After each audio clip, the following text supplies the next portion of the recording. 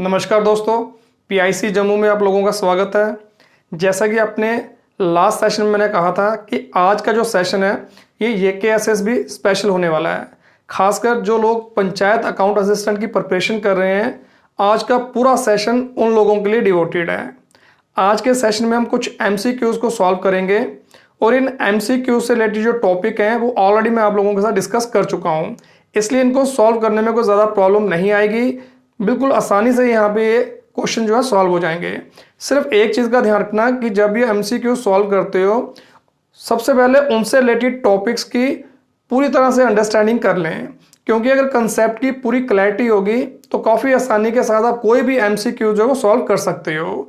इसके अलावा अपने अगले 2-3 एपिसोड जो हैं वो एमसीक्यू से रिलेटेड ही लेके आऊँगा, इसलिए आप पूरी तैयारी के साथ आइए और मेरे उन एपिसोड्स को एंजॉय करिए और अपनी कैपेबिलिटी को जज करिए। तो चलिए स्टार्ट करते हैं आज का एपिसोड। तो ये कुछ हमारे सामने एमसीक्यूज हैं जिनको 1 बाय 1 हम लेंगे। तो अब इसमें सबसे पहला एमसीक्यू हमारा आ गया, कहता है in accounts recording is made of.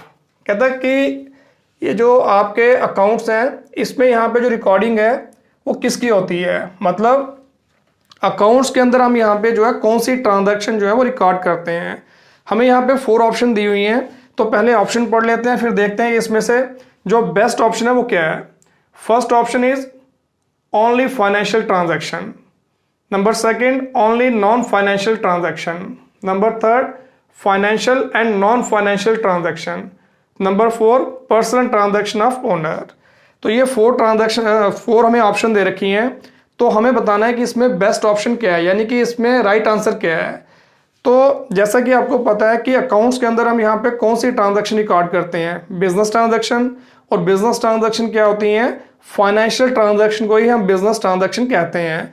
Financial transaction का मतलब क्या हो गया कि वो ट्रांजैक्शंस जिनके कारण हमारे बिजनेस के रिसोर्सेज जो है वो चेंज होते हैं और जिनको हम यहाँ पे मनी टर्म में एक्सप्रेस कर सकते हैं।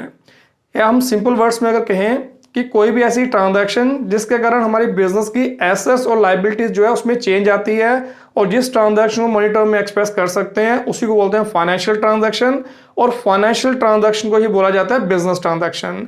और जब हम अकाउंट्स मेंटेन करते हैं तो उसमें बिजनेस ट्रांजैक्शन की ही रिकॉर्डिंग होती है, मतलब फाइनेंशियल ट्रांजैक्शन की ही रिकॉर्डिंग होती है। और जो हमारी ट्रांजैक्शन फाइनेंशियल नहीं होती उनको हम बोलते हैं नॉन फाइनेंशियल ट्रांजैक्शन, यानी कि जिनको मनी टर्म में एक्सप्रेस नहीं कर सकते या जिनके कारण हमारे बिजनेस के रिसोर्सेज चेंज नहीं होते। तो हम अकाउंट्स के अंदर खाली फाइनेंशियल ट्रांजैक्शन ही रिकॉर्ड करते हैं। अब देखो इन चारों ऑप्शंस में देखो कौन सी ऑप्शन हमारे लिए बेस्ट है।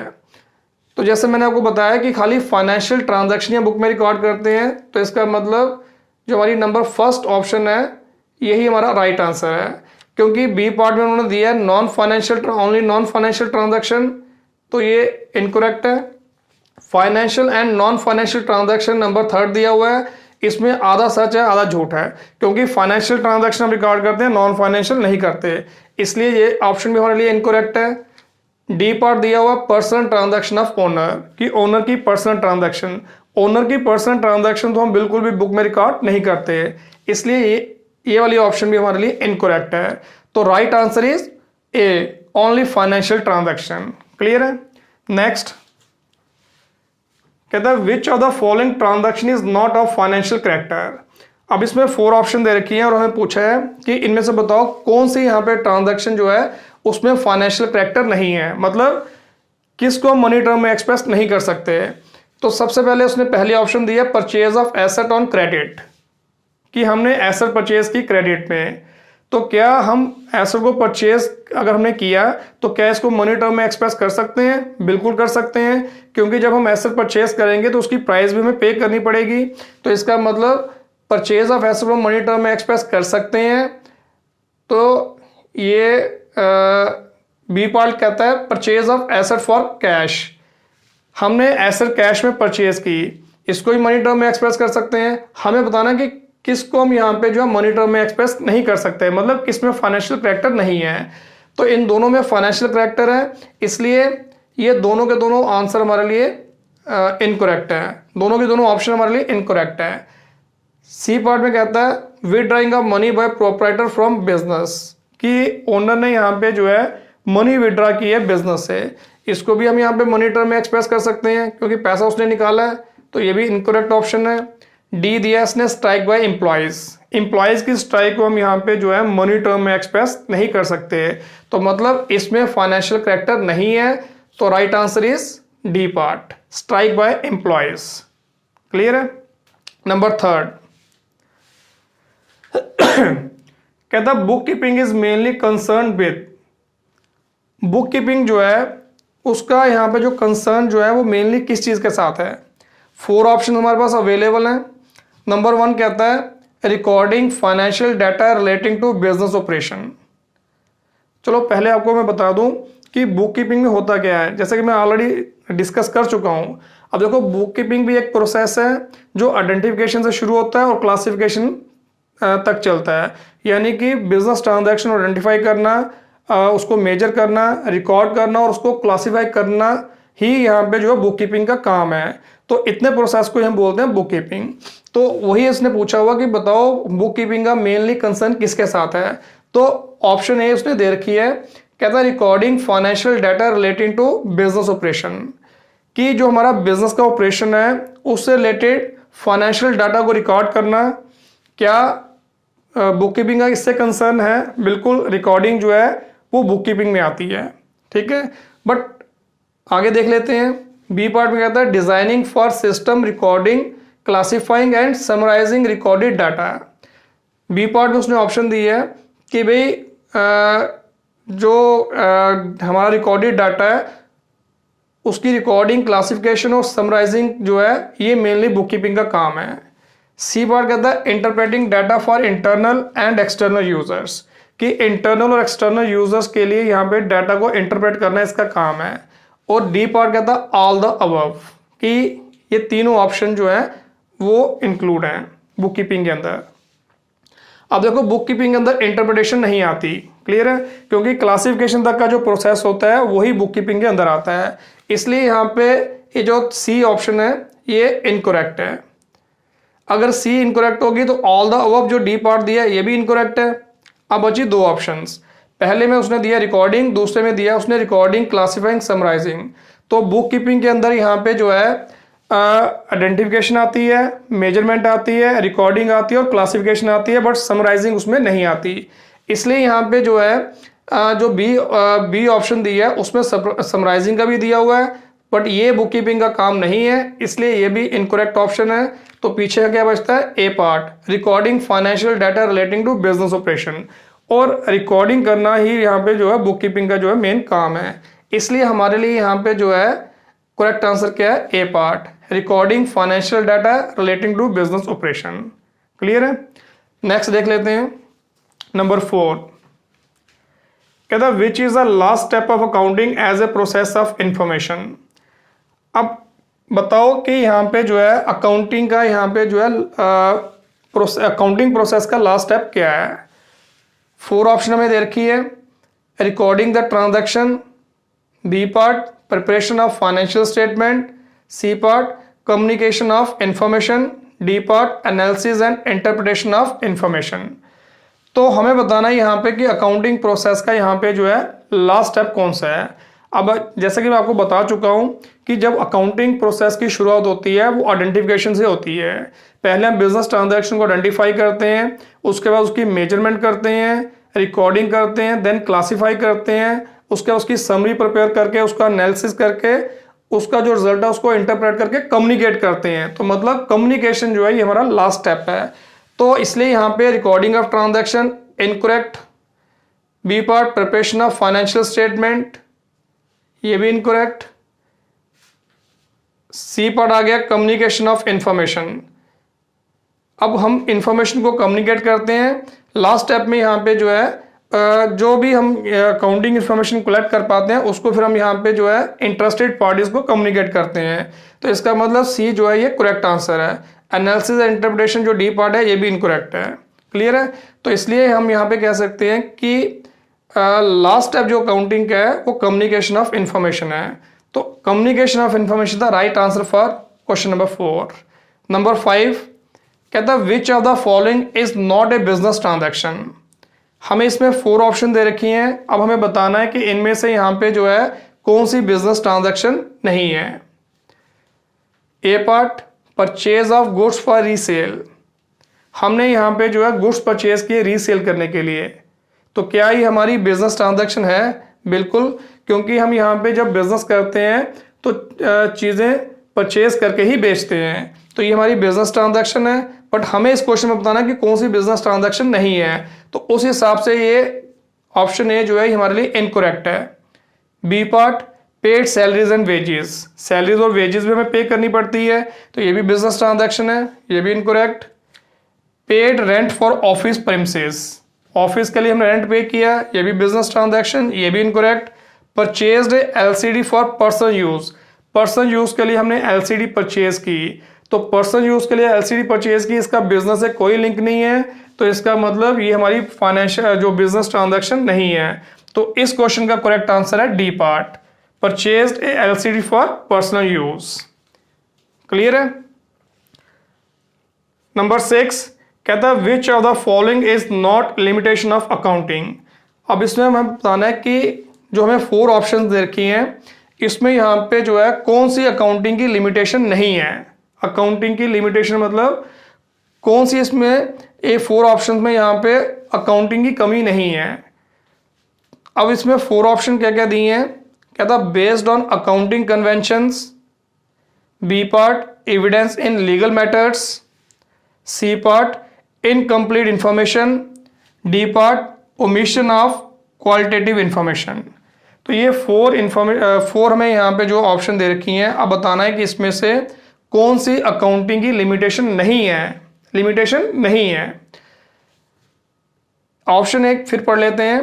कहता बेस्ड ऑन अकाउंटिंग कन्वेंशंस, जो हमारी अकाउंटिंग है वो हमारी यहाँ पे जो अकाउंटिंग कन्वेंशन पे बेस्ड होती है।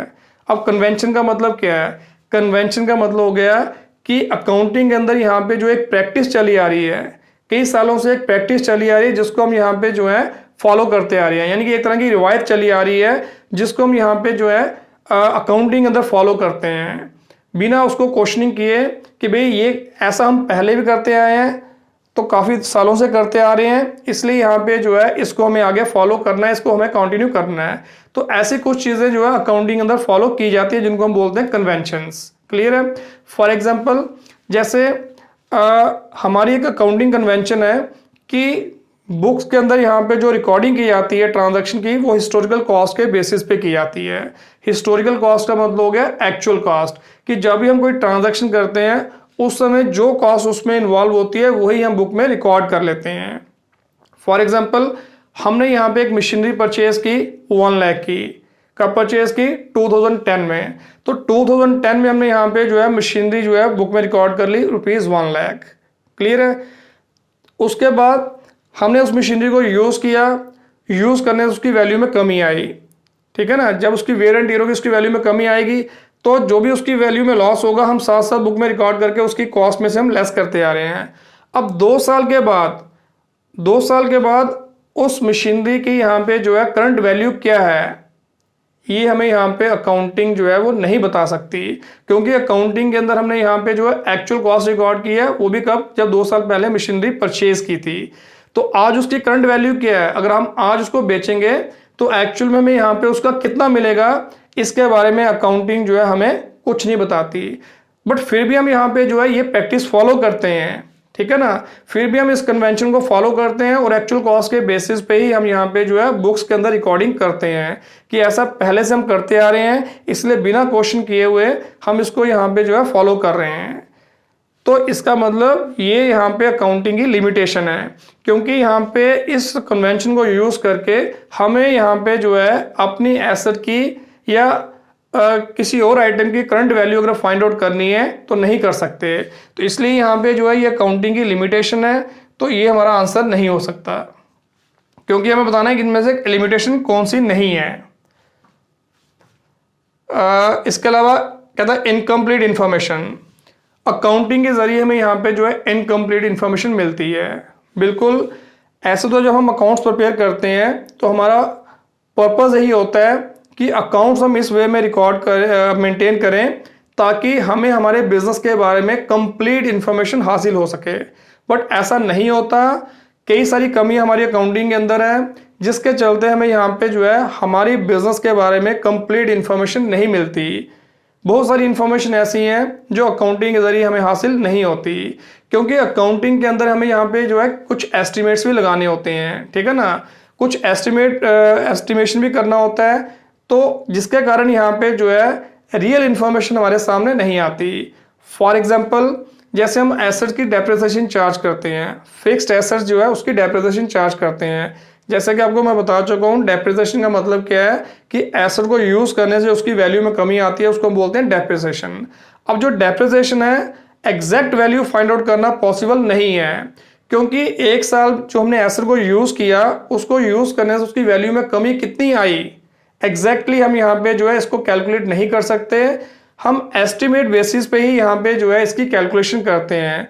बेशक हम डेप्रिसिएशन चार्ज करने के लिए कुछ अकाउंटिंग मेथड इस्तेमाल करते हैं, बट अकाउंटिंग मेथड्स भी यहाँ पे जो है एस्टिमेशन पे ही बेस्ड हैं, ठीक है ना। तो इसलिए यहाँ पे जो है एग्जैक्ट फिगर यहाँ पे जो है हम डेप्रिसिएशन कैलकुलेट नहीं कर सकते, जिसका इम्पैक्ट सीधा हमारे प्रॉफिट पे पड़ता है, क्योंकि हमने एस्टिमेट बेसिस पे डेप्रिसिएशन वाला लॉस बुक में रिकॉर्ड किया है, जिसके कारण जो हमारा फाइनल रिजल्ट आएगा, यानी कि लास्ट में जो प्रॉफिट या लॉस निकलेगा, वो भी यहाँ पे जो है पूरी तरह से यहाँ पे सही नहीं होगा। तो इसलिए हम ये कह सकते हैं अकाउंटिंग जो है वो हमें इनकम्प्लीट इन्फॉर्मेशन देती है, और ये इसकी सबसे बड़ी लिमिटेशन भी है। तो इसलिए इनकम्प्लीट इन्फॉर्मेशन जो है ये भी इसकी लिमिटेशन है, तो ये भी हमारा आंसर नहीं हो सकता। इसके अलावा एक और ऑप्शन इसने दे रखी है, ओमिशन ऑफ क्वालिटेटिव इन्फॉर्मेशन। कहता है यहाँ पे अकाउंटिंग के अंदर जो क्वालिटेटिव इन्फॉर्मेशन है उसको भी आप यहाँ पे इग्नोर करते हो। यानी कि मैंने आपको पहले बताया है कि बिजनेस ट्रांजैक्शन हम बुक में रिकॉर्ड करते हैं, और बिजनेस ट्रांजैक्शन का मतलब जिसको हम मनी टर्म में मेजर कर सकते हैं, मनी टर्म में एक्सप्रेस कर सकते हैं। तो अगर कोई क्वालिटेटिव इन्फॉर्मेशन हमारे पास है, उसको हम मनी टर्म में एक्सप्रेस नहीं कर सकते, किसी की क्वालिटी को मनी टर्म में मेजर नहीं कर सकते, इसलिए ऐसी ट्रांजैक्शन को बिजनेस के अंदर इग्नोर करते हैं। फॉर एग्जाम्पल, जैसे वर्कर्स ने स्ट्राइक कर ली, वर्कर्स की अगर स्ट्राइक होती है हमारे बिजनेस पे उसका इम्पैक्ट पड़ता है, बट यहाँ पे हम उसकी स्ट्राइक को मनी टर्म में एक्सप्रेस नहीं कर सकते। तो इसलिए यहाँ पे जो है ऐसी जो इवेंट्स होते हैं इनको हम बुक में रिकॉर्ड नहीं करते। इसके अलावा हमारे यहाँ पे जो मैनेजर है वो काफ़ी हार्ड वर्कर है, उसका हार्ड वर्क जो है हमारे लिए बहुत फ़ायदेमंद है, बट उसके हार्ड वर्क को हम यहाँ पे जो है मनी टर्म में एक्सप्रेस नहीं कर सकते। यानी कि ये क्वालिटेटिव इन्फॉर्मेशन है, मनी टर्म में एक्सप्रेस नहीं होती तो बुक में रिकॉर्ड नहीं करते। तो ये भी यहाँ पे जो है लिमिटेशन है हमारी अकाउंटिंग की, तो ये भी हमारा यहाँ पे करेक्ट आंसर नहीं हो सकता।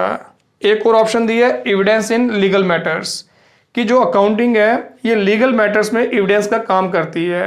बिल्कुल हमारे यहाँ पे जो अकाउंटिंग रिकॉर्ड्स हैं, अगर किसी के साथ कोई डिस्प्यूट हमारा होता है, हमारी बिजनेस ऑर्गेनाइजेशन का किसी के साथ डिस्प्यूट होता है, तो हम अकाउंटिंग रिकॉर्ड को एज एविडेंस जो है कोर्ट में पेश कर सकते हैं। तो इसका मतलब यहाँ पे जो लीगल मैटर्स हैं उस पे अकाउंटिंग जो है वो एविडेंस का काम करती है। तो ये हमारी यहाँ पे जो है अकाउंटिंग की लिमिटेशन नहीं है। तो हमारा यहाँ पे जो करेक्ट आंसर है वो बी पार्ट है, evidence in legal matters. Clear है? नेक्स्ट देख लेते हैं। अब हो सकता है यहाँ पे क्योंकि मैंने छोटा छोटा लिखा हुआ है तो आपको ना पढ़ा जाए, अब मेरी आवाज़ पे ज़्यादा फोकस करना। हर क्वेश्चन को मैं पूरा डिटेल में यहाँ पे पढ़ के आपको सुना रहा हूँ, उसकी ऑप्शन भी बता रहा हूँ, तो उस हिसाब से यहाँ पे जो है इनको सॉल्व करने की कोशिश करना। तो नंबर 7 कहता है personal, real and nominal accounts are classified under, कि जो हमारे पर्सनल, रियल और नॉमिनल अकाउंट्स हैं वो किसके अंडर हम क्लासिफाई करते हैं? ट्रेडिशनल और English approach, B part modern approach, C part American approach, D part traditional and American approach. जैसा कि आपको मैं बता चुका हूँ कि अकाउंट्स मेंटेन करने या जर्नल बुक में एंट्री रिकॉर्ड करने के लिए हम यहाँ पे 2 अप्रोचेस का इस्तेमाल कर सकते हैं। एक है ट्रेडिशनल अप्रोच, दूसरी होगी मॉडर्न अप्रोच। तो इन 2 अप्रोचेस में डिफरेंस क्या है? अकाउंट्स की क्लासिफिकेशन का। ट्रेडिशनल अप्रोच के अंडर हम यहाँ पे जो है अकाउंट्स की क्लासिफिकेशन करते हैं पर्सनल, रियल और नॉमिनल अकाउंट के रूप में। वही इसने पूछा है कि बताओ पर्सनल, रियल और नॉमिनल अकाउंट जो है वो हम किसके अंडर क्लासिफाई करते हैं?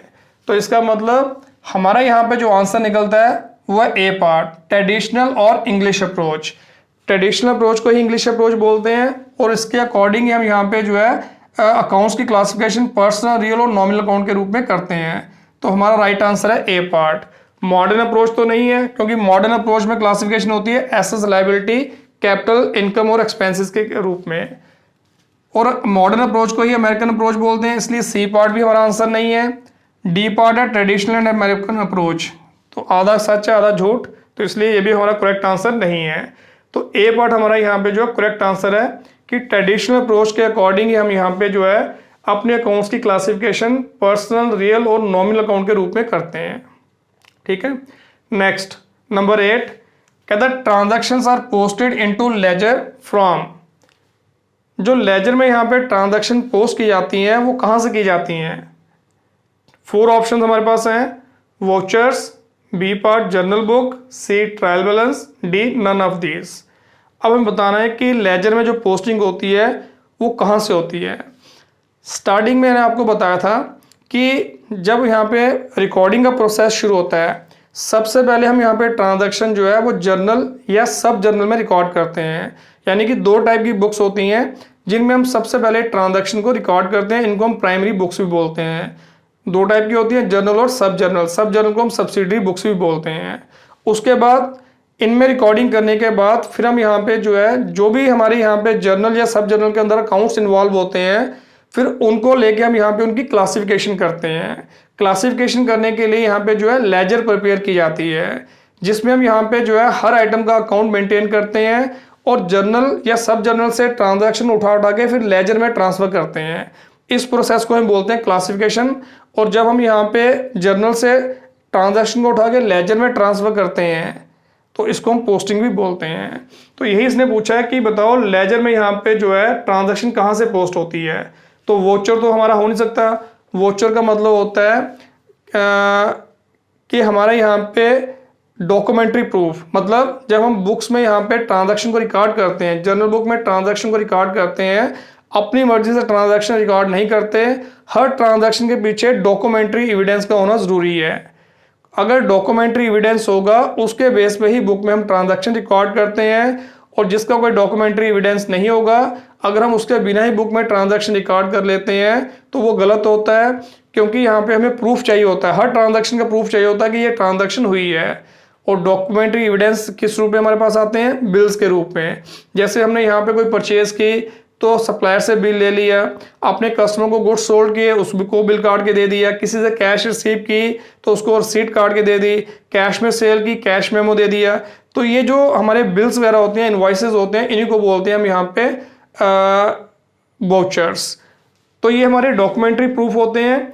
वाउचर से ट्रांजैक्शन जो है जर्नल में रिकॉर्ड की जाती है, ना कि लेजर में। इसलिए हमारा यहाँ पे जो है पहली ऑप्शन जो है वो इनकरेक्ट है। इसके अलावा यहाँ दिया हुआ ट्रायल बैलेंस, जो ट्रायल बैलेंस है वो लेजर के बाद बनता है, ठीक है ना, जिसमें हम यहाँ पे जितने भी लेजर के अंदर अकाउंट्स होते हैं उनकी एक लिस्ट बनाते हैं, डिटेल में लिस्ट बनाते हैं, इसको बोलते हैं ट्रायल बैलेंस। तो ये आगे आएगा तो आगे हम डिस्कस करेंगे। तो फिलहाल इतना समझ लो कि ट्रायल बैलेंस जो है वो लेजर के बाद बनता है। तो ये भी हमारे लिए ऑप्शन इनकरेक्ट है। तो नॉन ऑफ दीज, इसको छोड़ो, बी पार्ट देख लेते हैं, जर्नल बुक। तो जर्नल बुक से ही यहाँ पे लेजर में यहाँ पे जो है पोस्टिंग की जाती है। तो हमारा जो करेक्ट ऑप्शन है वो है बी पार्ट, जर्नल बुक। तो उस केस में फिर डी पार्ट हमारा यहाँ पे जो है ये भी इनकरेक्ट है। तो इसमें राइट आंसर क्या बनता है? Journal book. ठीक है, नेक्स्ट कहता accounting is art of recording and classification of business transaction. B part identifying and measuring of business transaction. C part summarising and analysis, interpreting and communicating business transaction. All of the above. कि accounting जो है वो क्या है? Accounting is a art of, accounting is a process of. तो मैंने बताया था कि अकाउंटिंग क्या है।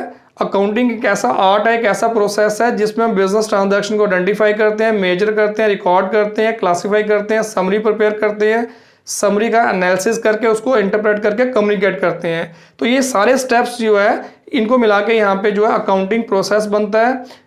तो अब इसमें देखो यहाँ पे ए पार्ट में उसने दिया है recording and classification of business transaction. बिल्कुल, अकाउंटिंग हमारा एक ऐसा आर्ट है जिसको यूज़ करके हम यहाँ पे बिजनेस ट्रांजैक्शन की रिकॉर्डिंग भी करते हैं, क्लासिफिकेशन भी करते हैं। Identifying and measuring a business transaction, ये भी होता है। तो ये रिकॉर्डिंग से पहले होता है, पहले हम आइडेंटिफाई करते हैं, मेजर करते हैं, फिर रिकॉर्ड, उसके बाद क्लासिफिकेशन होता है। उसके बाद summarising analysis, interpreting and communicating of business transaction. तो क्लासिफिकेशन के बाद यहाँ पे जो है ये प्रोसेस फॉलो किया जाता है। इसका मतलब अकाउंटिंग जो है, अकाउंटिंग अंदर ए पार्ट भी आ रहा है, बी पार्ट भी आ रहा है और सी पार्ट भी आ रहा है। तो हमारी ऑप्शन डी है, ऑल ऑफ द अबव। तो इसका मतलब accounting is art of all of the above, यानी कि तीनों को मिला के ही हमारे यहाँ पे जो अकाउंटिंग बनती है। इसलिए हमारे लिए बेस्ट ऑप्शन क्या है, D part, all of above. Clear है। नेक्स्ट नंबर 10 कहता है under formal system of accounting transaction are recorded by using. Accounting का फॉर्मल सिस्टम इस्तेमाल करके हम ट्रांजैक्शन जो है किस तरीके से रिकॉर्ड करते हैं बुक में। Double entry system, single entry system, both और नॉन ऑफ अबव। अब देखो हमारे पास दो सिस्टम होते हैं अकाउंट्स मेंटेन करने के, शायद इनके बारे में आपको नहीं बताया हुआ है, तो इसके लिए मैं अलग से वीडियो लेके आऊँगा जिसमें आपको बताऊँगा कि डबल एंट्री सिस्टम या सिंगल एंट्री सिस्टम क्या होता है। बट इन शॉर्ट अभी आप समझ लो कि अकाउंट्स मेंटेन करने के हमारे दो सिस्टम हैं, डबल एंट्री सिस्टम और सिंगल एंट्री सिस्टम। जो फॉर्मल सिस्टम ऑफ अकाउंटिंग है उसमें हम यहाँ पे डबल एंट्री सिस्टम ही यूज़ करते हैं। मतलब हम जो भी अकाउंट्स मेंटेन करते हैं डबल एंट्री सिस्टम को यूज़ करके ही मेंटेन करते हैं। डबल एंट्री सिस्टम का मतलब हो गया कि ट्रांजैक्शन के डुअल एस्पेक्ट को बुक में रिकॉर्ड करना, क्योंकि मैंने बताया था कि कोई भी ट्रांजैक्शन ले लो उसमें डुअल एस्पेक्ट होता है, यानी कि एक ट्रांजैक्शन जो है वो कम से कम दो अकाउंट्स के ऊपर अपना इम्पैक्ट डालती है। तो हम उन दोनों एक्सपेक्ट को बुक में रिकॉर्ड करते हैं।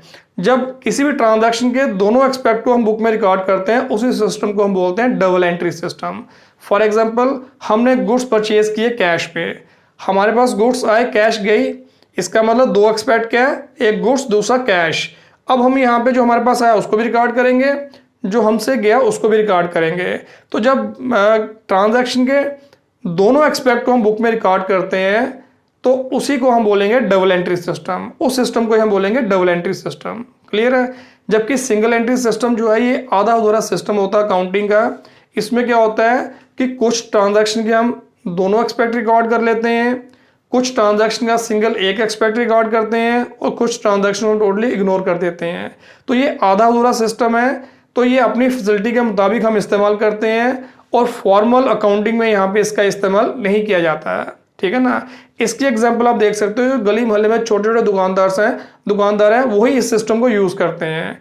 जैसे अब वो मेन कौन सी ट्रांजैक्शन रिकॉर्ड करते हैं, बेशक यहाँ पे वो अकाउंटिंग बुक्स का इस्तेमाल नहीं करते, रजिस्टर्ड ही उन्होंने लगाए होते हैं, बट उसमें वो किस टाइप का रिकॉर्ड मेंटेन करते हैं, किससे पैसा लेना है या किसको पैसा देना है। ठीक है ना। यानी कि अपने कस्टमर का या अपने सप्लायर का ही यहाँ पे वो रिकॉर्ड मेंटेन करते हैं। बिजनेस के लिए कोई एसेट परचेज की या कोई और ट्रांजैक्शन होती है उसका वो यहाँ पे जो है रिकॉर्ड मेंटेन नहीं करते। तो ऐसे सिस्टम को हम बोलते हैं सिंगल एंट्री सिस्टम। और सिंगल एंट्री सिस्टम जो है ये अप्रूव्ड सिस्टम नहीं है अकाउंटिंग का, क्योंकि अगर हम सिंगल एंट्री सिस्टम को यूज करके यहाँ पे जो है अकाउंट्स मेंटेन करते हैं उसको कोई नहीं मानता। टैक्स अथॉरिटी उसको नहीं मानेगी, गवर्नमेंट उसको नहीं मानेगी, बाकी जितने भी लॉज बने हैं उसमें यहाँ पे जो प्रोविजन दे रखे हैं उसके मुताबिक यहाँ पे जो है सिंगल एंट्री सिस्टम जो है ये टोटली रिजेक्ट किया जाता है। इसलिए डबल एंट्री सिस्टम ही जो है हमारा ये अकाउंटिंग का फॉर्मल सिस्टम है। तो हम ये कह सकते हैं कि डबल एंट्री सिस्टम को यूज करके ही हम यहाँ पे जो है अकाउंटिंग रिकॉर्ड मेंटेन करते हैं। तो यहाँ पे हमारे लिए आंसर क्या है, a part double entry system. तो बी पार्ट जो सिंगल एंट्री सिस्टम है ये भी इनकरेक्ट है, बोथ ये भी इनकरेक्ट, नन ऑफ अबव ये भी इनकरेक्ट। क्लियर है। नेक्स्ट कहता which of the following is capital expenditure. अब बताओ कि ये 4 ऑप्शन हमें दे रखी हैं, इसमें कौन सा कैपिटल एक्सपेंडिचर है। कैपिटल एक्सपेंडिचर का मतलब हो गया वो एक्सपेंडिचर जो हमें लॉन्ग टर्म बेनिफिट देता है, यानी कि जिस एक्सपेंस का बेनिफिट हमें 1 साल से ज़्यादा समय तक मिलता है ऐसे एक्सपेंडिचर को बोलते हैं कैपिटल एक्सपेंडिचर। जैसे हम कोई भी एसेट परचेज करते हैं तो जब तक उसकी लाइफ होगी उसको यूज़ करेंगे। तो सिंपल हम कह सकते हैं कि कोई भी अगर हम फिक्स एसेट परचेज करते हैं वो हमारा कैपिटल एक्सपेंडिचर है। तो अब हमें बताना है कि इसमें कौन सा कैपिटल एक्सपेंडिचर है। वेजेस ये तो हमारा रूटीन एक्टिविटी के कारण एक्सपेंस इनकट होता है, तो ये रेवेन्यू एक्सपेंडिचर है, ये इनकरेक्ट है। रेवेन्यू एक्सपेंडिचर का मतलब वही होता है कि जो रूटीन एक्टिविटी करने के लिए जो हम एक्सपेंस इनकर्ड करें या जिसका बेनिफिट जो है विद इन 1 ईयर मिलता है। तो वेजेस हमारा रेवेन्यू एक्सपेंडिचर है, छोड़ दो। रिपेयर्स ऑफ बिल्डिंग, जो बिल्डिंग की रिपेयर है ये भी हमारा रेवेन्यू एक्सपेंडिचर है। एक बात का ध्यान रखना कि अगर हमने यहाँ पे बिल्डिंग कोई पुरानी बिल्डिंग खरीदी है तो पुरानी बिल्डिंग खरीद के उसके बाद उसके ऊपर रिपेयर्स वगैरह का खर्चा करते हैं तो वो कैपिटल एक्सपेंडिचर हुआ। बट अगर यहाँ पे बिल्डिंग जो है हम यूज कर रहे हैं और रूटीन में यहाँ पे उसकी एनुअल रिपेयर्स होती हैं, जो जो एनुअल रिपेयर्स हमारी हो रही हैं वो रेवेन्यू एक्सपेंडिचर है। तो जब तक क्वेश्चन में लिखा नहीं है कि ये रिपेयर आपने यहाँ पे जो है बिल्डिंग को खरीदने के टाइम की है, तब तक हम यही मानेंगे कि जो क्वेश्चन में रिपेयर्स दिए हैं ये एनुअल रिपेयर है, एनुअल जो मेंटेनेंस है वही है, इसलिए रिपेयर जो है ये भी रेवेन्यू एक्सपेंडिचर है, इसको नहीं लेंगे। इसके अलावा wages paid for construction of building, कहता है आपने बिल्डिंग की कंस्ट्रक्शन के लिए वेजेस पे की। तो अगर हम यहाँ पे कोई भी एसेट परचेज करते हैं या कोई भी एसेट कंस्ट्रक्ट करते हैं, उसको करते हुए कोई भी एक्सपेंस उसके ऊपर इनकर्ड करते हैं तो वो भी उस एसेट की कॉस्ट में ही इंक्लूड हो जाता है, इसलिए यहाँ पे वो भी कैपिटल एक्सपेंडिचर ही हुआ। तो एसेट की परचेज के टाइम या उसकी कंस्ट्रक्शन के टाइम जो भी हम खर्च करते हैं वो भी कैपिटल एक्सपेंडिचर ही माना जाता है, इसलिए यहाँ पे जो हमने बिल्डिंग की कंस्ट्रक्शन के लिए वेजेस पे की ये हमारा कैपिटल एक्सपेंडिचर है। तो मतलब हमारा यहाँ पे जो करेक्ट आंसर है वो सी पार्ट है। डी पार्ट दिया एडवर्टाइजिंग, ये भी रेवेन्यू एक्सपेंडिचर है तो ये भी इनकरेक्ट है। तो इसका मतलब हमारा यहाँ पे कैपिटल एक्सपेंडिचर कौन सा है, C part, wages paid for construction of building. Clear. Last one कहते हैं person who owes money to the firm is called debtor, supplier, owner, creditor. कहता है अगर किसी व्यक्ति ने आपसे उधार लिया है, और उसका मतलब होता है बोरो करना, अगर फर्म से उसने मनी बोरो की है तो उसको हम क्या कहेंगे, डेटर, सप्लायर, ओनर या क्रेडिटर। क्रेडिटर तो होता है जिससे हमने क्रेडिट लिया है, हमने उधार लिया है, तो ये तो हो नहीं सकता। ओनर ये भी नहीं हो सकता। सप्लायर, सप्लायर तो हमें गुड्स सप्लाई करता है। डेटर जिस व्यक्ति ने हमें पैसे देने हैं, जिस व्यक्ति ने हमसे उधार लिया है उस व्यक्ति को हम बोलते हैं डेटर।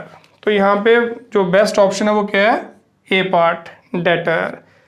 तो जिस व्यक्ति ने हमसे उधार लिया है, मनी बोरो की है या गुड्स क्रेडिट पे लिए हैं, उस व्यक्ति को हम बोलते हैं डेटर। तो इसलिए यहाँ पे जो है करेक्ट आंसर क्या है, डेटर, ए पार्ट। क्लियर है। तो ये कुछ MCQs थे जिनको हमने आज सॉल्व किया। इसी तरह से अगले सेशन पे भी MCQs ही लेके आऊँगा, तो उसको भी हम डिस्कस करेंगे। अब और जो हमने टॉपिक किए हैं अब वो MCQs जो हैं उन टॉपिक से रिलेटेड होंगे। तो चलिए दोस्तों, मिलेंगे अपने अगले सेशन में।